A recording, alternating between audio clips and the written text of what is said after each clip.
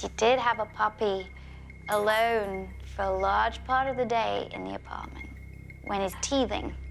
So of course he's gonna chew. I just thought we were doing it right, you know? Back at the house, Damien's friend Monte stops by for a visit. So, sir. Hey. How's it Hey. going? Calm down now. There you go. And gets a very excited welcome. Hey. Oh, there you go. Mr. Black gets really excited when new people come into his place, and Mr. Black has a problem of mouthing people when they come through the door. All your friends get greeted like this? Yeah, that's a typical response to jumping on them. How do you play with him? I typically play with him pretty rough. He likes to play tug of war, and since he has so much energy, like playing with him rough is the easiest way to kind of tire him out. Here to you. Oh, that was, yeah. If they play so roughly with Mr. Black, they're actually teaching him to use his mouth roughly. Victoria got to see a small taste of how rough he gets sometimes when we play. It gets frustrating sometimes because he bites accidentally. You get extremely upset because it hurts. But of all Mr. Black's bad habits, the most upsetting is his destructive chewing. Anything he can get to, he'll get to. It's pretty much gone. Okay. Yeah. You know, he's torn up our clothes. Cords. After Mr. Black left their last apartment in ruins, LaToya and Damien are terrified that the same thing will happen again. You know, the destruction is big time. He did have a puppy alone for a large part of the day in the apartment when he's teething. So of course he's gonna chew. I just thought we were doing it right, you know? I know. We were trying our best, you know? It's just now he just has these issues. And now we're afraid to, you know, bring him around people and kids and stuff like that. And now he's a problem dog. He has a few issues, but they're issues that can be worked on, believe me. LaToya was upset because she felt like she was a bad puppy parent. Now, in one respect, yes, they were. They don't understand what that puppy needed, and the puppy's on its own for 9 to 11 hours. That's absurd. He's a fantastic dog. He really is, and I think he's going to be great to work with. But there are obviously a lot of things that need to change. He's a real destructive chewer. Hold on. Terrible on walks. He's guarding his food. He gets very excitable when people come through the door. Now, Mr. Black has caused approximately $2,000 worth of damage in your old apartment. Now you've moved into this lovely new apartment, you're worried that he's gonna do the same thing here. And yeah, you better be worried. If you don't change your ways with him, he's going to do it. Now, I have to ask, what were you thinking getting a 9-week-old puppy when you knew that both of you were at work all day and also at school? You mean, what was she thinking? Oh, well, you got him. I don't know. I don't think I really thought about all that. I just saw him and thought he was just the cutest thing, and I just had to have him. Well, you didn't think. Seriously, if I put you in a room when you were a baby by yourself, what would it have done to you? Drive me nuts. It would drive you a bit crazy. It would make your behavior a little hyperactive. It would give you anxiety. Like, where is everybody? Where are they? I'm alone. Okay? I didn't know he was gonna be so much work, you know? I mean, I don't know what the alternative would have been, so the only option we had was to leave him at home. Yeah.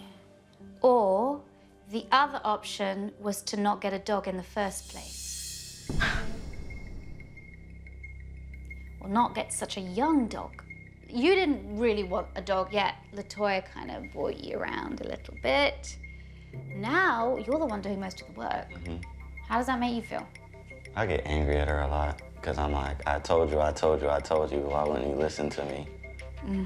Okay. All that I've heard since I've been here is Mr. Black does this, Mr. Black does that, and the blame is on him. And now do you see that the blame really lies with you? Yeah. Yeah. So that's where we gotta start from that point. Victoria is going to jumpstart Mr. Black's training with a course in Obedience 101. I want to build up some new behaviors in him. Now, the more a dog is rewarded for a behavior, the more the behavior is going to occur. Sit. Good boy. Latoya and Damien have already taught Mr. Black to sit and lay down. Down. Now, Victoria adds 2 new commands.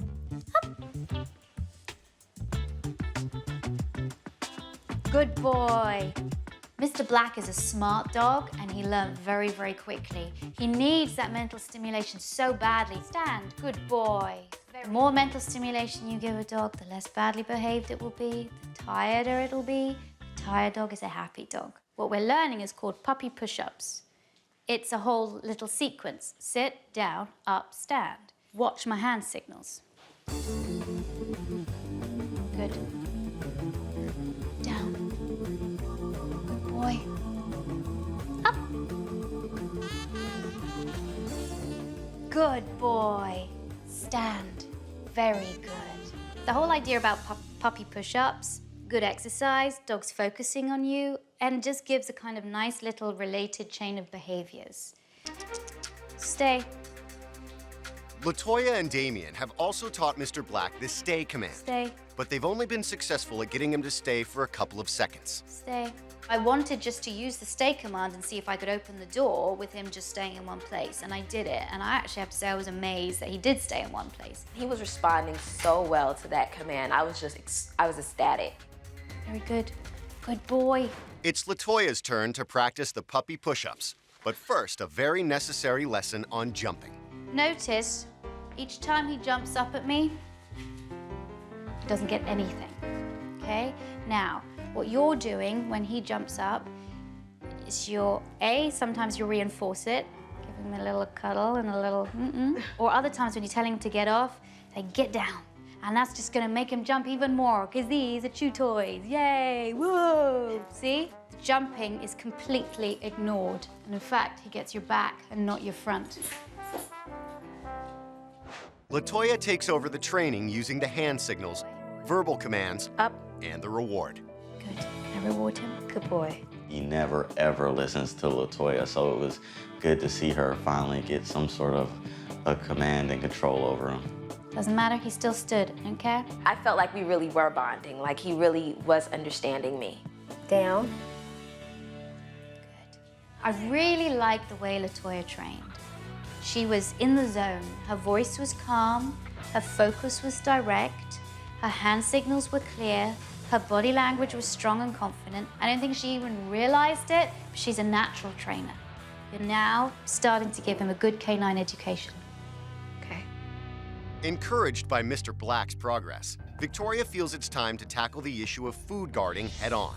One of Mr. Black's most severe behaviors is his food aggression around his food bowl. And that's something you've got to take care of. The secret is, instead of him seeing your presence around his food bowl as competition, I want him to see your presence around the food bowl as something gets added to it. Okay. Ah, there you go. Okay.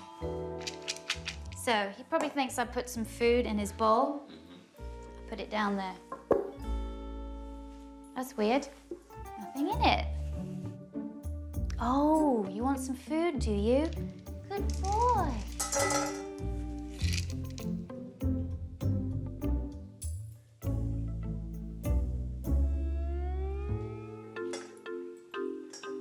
Good boy. This is teaching him I am in charge of the food. I am the provider, not the taker away. I provide. And when he looks at me, he gets more. Oh, good boy. Good boy. The next step is to move even closer in a non-threatening way. I'm gonna sit here.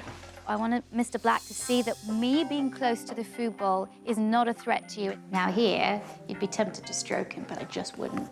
It's gonna take at least a week. So so I don't want you to touch him or anything. Well, that's very good, isn't it? Pick up the food bowl, good boy. Thanks for watching. If you love It's Me or the Dog and want more dog training tips and tricks, visit my official site, positively.com. And if you're interested in learning more about becoming a dog trainer, check out the Victoria Stilwell Academy. Links to both sites are in the description. I'll see you online.